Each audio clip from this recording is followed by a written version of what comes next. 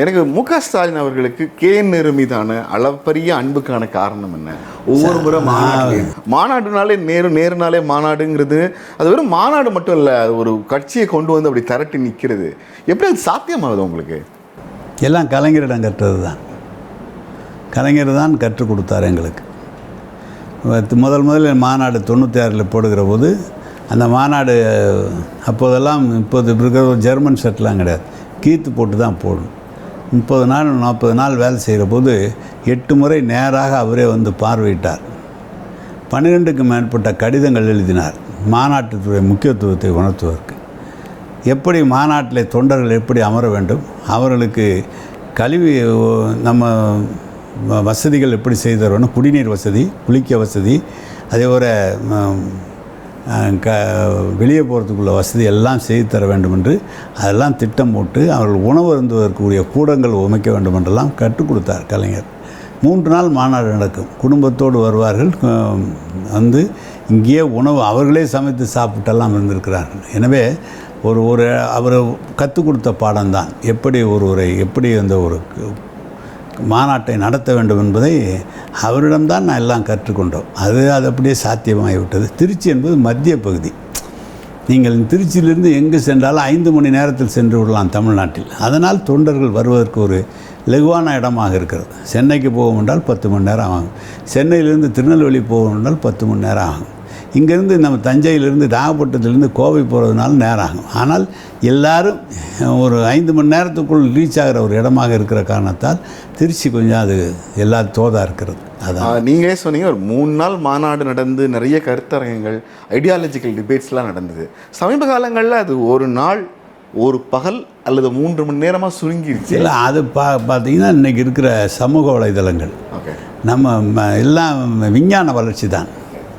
அன்றைக்கு பத்திரிகையை தவிர பத்திரிகை, வானொலி, அதை தாண்டி எதுவும் இல்லை.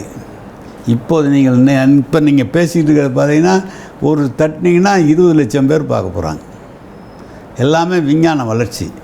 எனவே 3 நாள் 4 நாட்கள் இன்றைக்கி நிறைய பணி, அவங்களுக்கு நிறைய பணி வந்துருக்கு. எனவே அதுதான் குறைக்கப்படுகிறது.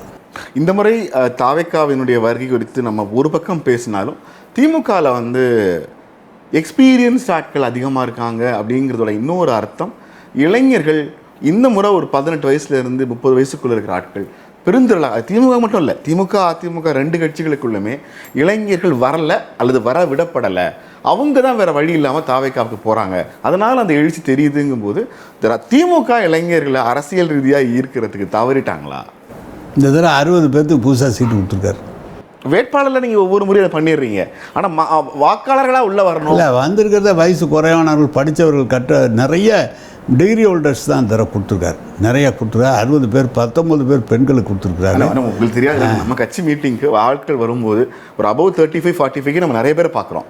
ஆனால் 18லேருந்து ஒரு 40 வயசு வரைக்குமான ஆட்களை கூட்டத்தில் பார்க்கும்போது நம்ம இதில் பார்க்க முடியல அப்படின்னு ஒரு திருவண்ணாமலையில் இளைஞரணி மாநாட்டில் 1.5 லட்சம் பேர் இருந்தாங்க. அது நம்ம இளைஞரணி நிர்வாகிகள் மாநாடு. சேலத்தில் நடந்த மாநாடு, இளைஞரணி மாநாடு 2 லட்சம் 3 லட்சம் பேர் இருந்தாங்க. ஒவ்வொரு இடத்துலையும் இளைஞர்கள் வரதான் செய்கிறார்கள். புதிதாக வரவு வந்து கொண்டு தான் இருக்கிறது. இல்லை என்றால் இது ரெஜினவேட் ஆகாமல் பொதுவாக வர புதியது புகவும் பழையது வளரும். அது ஒரு இயற்கை நேதி. அது அப்படி தான் நடந்துக்கிட்டு இருக்கு. இந்த தடவை 60 இடம் கொடுத்துருக்காரு. வேட்பாளர்கள் ஓகே, வாக்காளர்களாக வர்றாங்களா? வருவாங்களா? அப்படி சார், வேட்பாளர் நீங்கள் வரும்போதே நாங்கள்லாம் 1989 இந்த கட்சிக்கு வரும்போது எனக்கு வயசு 36. நாங்கள் இப்போ நான் 40 வருஷம் இருக்கிறோம். நாங்கள் என்னை ஒட்டி வந்தவங்களும் ஒரு 7-8 பேர் இருக்கிறாங்க தொடர்ச்சியாக. அது தலைவர் இந்த திமுகவை பொறுத்த வரைக்கும் உழைச்சவங்களை விட்டு கொடுக்க மாட்டாங்க. கஷ்டப்பட்டவங்கள அவங்களோட இருந்தவங்க ஆளுங்கட்சியாக இருந்தாலும் எதிர்கட்சியாக இருந்தாலும் தொடர்ந்து கழகத்தினுடைய பணியாற்றுகிறவர்களே அவர்கள் கொஞ்சம் விட்டு கொடுக்காம எல்லாம் வச்சுக்குவாங்க. அதனால தான் அது தொடர்ந்து இருக்குது. ஆனால் இந்த முறை 60 வேட்பாளர் புதுதாக போட்டார். தேர்தல் ஆணையம் SIR பணிகள்லேயே தமிழ்நாட்டு தேர்தலில் நிறைய குளறுபடிகளை பண்ண ட்ரை பண்ணாங்கன்னு சொன்னாங்க. நேற்று DGP வரைக்கும் மாற்றிருக்காங்க. அதிமுக பாஜக கூட்டணியில் இருப்பதா தேர்தல் ஆணையம் வெஸ்ட் பெங்காலுக்கு கொடுக்குற கிடுக்குப்பிடிகளை பார்க்குற போது தமிழ்நாட்டு தேர்தல் எப்படி இருக்கும்னு எதிர்கொள்ள தயாராக இருக்கீங்களா? சார், நாங்கள் ஏதாவது தப்பு செஞ்சால் தானே சார், ஒன்றும் பெரிய தப்புலாம் ஒன்றும் செய்ய போகிறதில்ல. அவங்களுக்கு வேண்டியவங்களை கொண்டு வந்து போடுறாங்க. ஒருவேளை அவங்களுக்கு சாதகமாக இருக்குன்னு சொல்கிறாங்களா என்ன தெரியல. அதிகாரிகள் நடுநிலையாக தான் இருந்தவர்கள். எல்லா அதிகாரிகளும் நடுநிலையாக தான் பணியாற்றினார்கள். அவர்கள் தேர்தல் நேரத்தில் இது ஒரு உக்தி, 4 அதிகாரிகளை மாற்றுவது, அப்படி மாற்றினால் ஒரு மக்கள் மத்தியிலே இவர்கள்லாம் அவர்களுக்கு ஆதரவாக இருந்தவர்கள் என்று எல்லாம் தேர்தல் உத்தி காரணமே தவிர எல்லா ஐஏஎஸும் ஐபிஎஸும் யாரையும் வீட்டுக்கு போகணும்னு சொல்ல முடியாது. ஏதாவது பதவியை மாற்றலாமே தவிர யாரையும் வீட்டுக்கு போக சொல்ல முடியுமா?